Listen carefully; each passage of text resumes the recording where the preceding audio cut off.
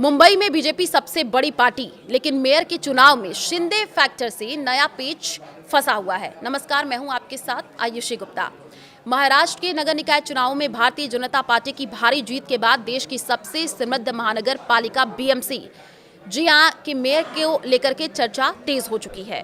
चुनाव में महायुति की निर्णायक जीत के एक दिन बाद मेयर के अहम पद को लेकर के बीजेपी और एकनाथ शिंदे की शिवसेना के बीच खींचतान सामने आ गई है।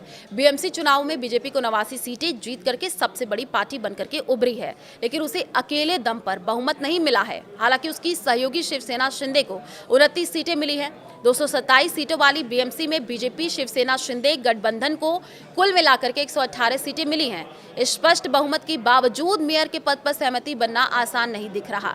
दूसरे सबसे बड़ी पार्टी शिवसेना यूबीटी 65 है। कांग्रेस के 24 पार्षद जीते हैं। शनिवार को शिंदे ने पार्टी के 29 नवनिर्वाचित पार्षदों को शहर के एक 5 सितारा होटल में ठहराया। मीडिया में आ रही खबरों के मुताबिक पार्टी नेताओं ने इसे प्रतिद्वंदी दलों की ओर से कथित तोड़फोड़ की कोशिशों से बचाव का कदम बताया। उधर शिवसेना यूबीटी के नेता संजय राउत ने होटल को जेल बनाने के आरोप लगाए हैं। उन्होंने कहा, एकनाथ शिंदे ने होटल को जेल बना दिया है। ताज होटल में चुनाव जीत करके जिन पार्षदों को रखा गया है उन्हें रिहा किया जाना चाहिए। उन्हें डर के मारे वहां रखा गया है। कई लोग हमारे संपर्क में हैं। मुंबई में बीजेपी का मेयर कौन चाहता है? यहाँ तक कि एकनाथ शिंदे भी ये नहीं चाहते।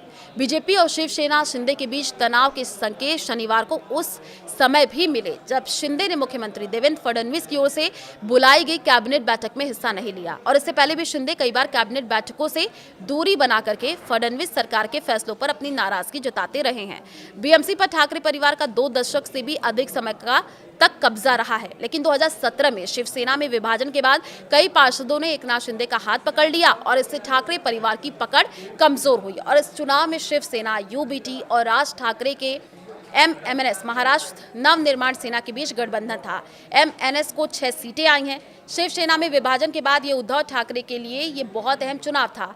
निकाय चुनाव में शिवसेना, यूबीटी, एनसीपी और कांग्रेस अलग अलग चुनाव लड़े। ये पार्टियां विधानसभा चुनावों में एक साथ थी। मौजूदा बीजेपी शिवसेना शिंदे गठबंधन के मुकाबले बाकी विपक्ष की सीटें मिलकर के 106 पहुंचती हैं, जो बहुमत से 5 कम है। इन चुनाव में सबसे बड़ा झटका एनसीपी के दोनों धड़ों को लगा। एनसीपी शरद पवार सिर्फ 1 सीट जीत पाई है। एनसीपी अजीत पवार को महज 3 सीटें मिली है। ओवैसी की पार्टी के 8 पार्षद जीते हैं। नतीजे आने के बाद शिवसेना यूबीटी नेता संजय राउत ने एक्स पर लिखा है, अगर एकनाथ शिंदे शिवसेना का जयचंद नहीं बनते तो मुंबई में बीजेपी का मेयर कभी नहीं बनता। उसके बाद पत्रकारों से कहा, सबसे बड़ी लड़ाई मुंबई में थी। हमें यही नहीं मान लेना चाहिए कि मुंबई में भाजपा जीत गई। मुकाबला बराबरी का है। एमएनएस को कम सीटें मिली।